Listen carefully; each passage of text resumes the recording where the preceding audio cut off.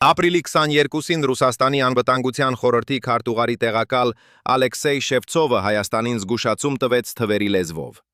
Նա ասաց, թե եթե Հայաստանը գնա դեպի Եվրամիություն, կարող է կորցնել ՀՆՆ-ի 23%-ը։ Հետո եկավ ցանկը՝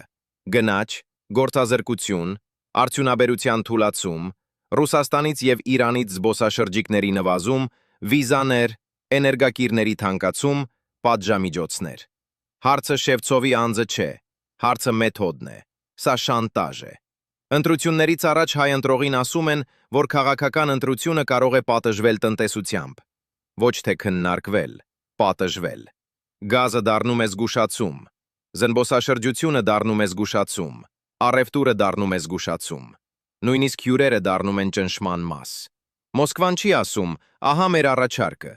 Մոսկվան ասում է, հիշեք, թե ինչ կարող ենք ձեզնից վերցնել։ Դա գործընկերություն չէ, դա կախվածության օգտագործում է որպես զենք։ Հայաստանի ներսում պրոռուսական ուժերը սա կկրկնեն ավելի մեղմ բառերով։ Կասեն, պաշտպանում ենք աշխատատեղերը, գները, կայունությունը, բայց հիմնական միտքը նույնն է։ Քվեարկեք այնպես, ինչպես Մոսկվան է ուզում, թե չէ կվճարեք։ Երևանում կայանալիք ԵՄ Հայաստան գագաթնաժողովը կարևոր է հենց դրա համար։ Հայաստանը կարող է խոսել ուղիղ Եվրոպայի հետ, համեմատել առաջարկները և ընտրել այն ճանապարհը, որը տալիս